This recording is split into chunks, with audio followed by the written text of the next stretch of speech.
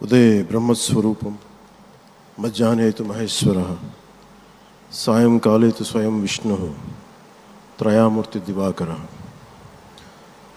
ముందుగా సూర్య భగవానునికి నమస్సమాంజలి తెలియజేస్తూ యోగ విద్యను అందించిన ఆదియోగి పరమశివునికి, ఆ మహాయోగ విద్యని మనకి పతంజలి మహర్షి యోగశాస్త్ర రూపంలో అందించారు. వారిరువురి పాదపద్మములకు నమస్కారాలు. మన యోగ విశిష్టతను, గొప్పదనాన్ని ఋగ్వేదంలో ఉన్న మహానుభావులు తెలియజేస్తే దానిని ప్రపంచవ్యాపితం చేసిన దార్శనికులు మాత్రం గౌరవ ప్రధానమంత్రి శ్రీ నరేంద్ర మోదీ గారు. భారతీయ సనాతన ధర్మం తాలూకు విశిష్టతను యోగా ద్వారా విశ్వవ్యాపితం చేసిన ఘనత ఆయన సొంతం.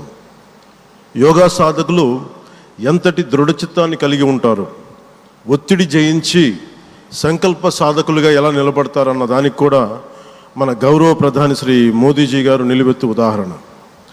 ప్రపంచ యోగా దినోత్సవం యావత్ భారతవానికి, భారతీయులకి దక్కిన గౌరవం. సరిగ్గా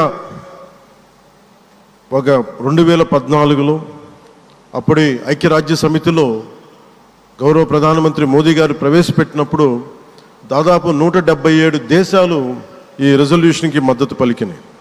ఇంతమంది మద్దతుని కూడగట్టగలిగి ఈ రోజున మనకి 2015 నుంచి యోగా దినోత్సవం ప్రారంభమైంది.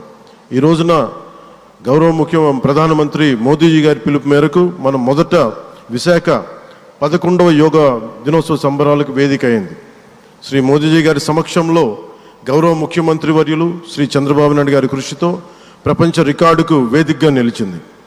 విశ్వనరులు మోదీజీ గారి పిలుపు మేరకు యోగా ఒక వన్ ఎర్త్ వన్ హెల్త్, ఈ ఆరోగ్యం థీమ్ని ఈ వేదిక నుంచి ప్రతి ఒక్కరూ ముందుకు తీసుకెళ్లాలని మనస్ఫూర్తిగా కోరుకుంటూ, ఇక్కడ ఆసీనులైన మీ అందరికీ, ఇక్కడికి వచ్చేసిన ప్రతి ఒక్కరికి కూడా పేరు పేరున నా హృదయపూర్వక వందనాలు, నమస్కారాలు.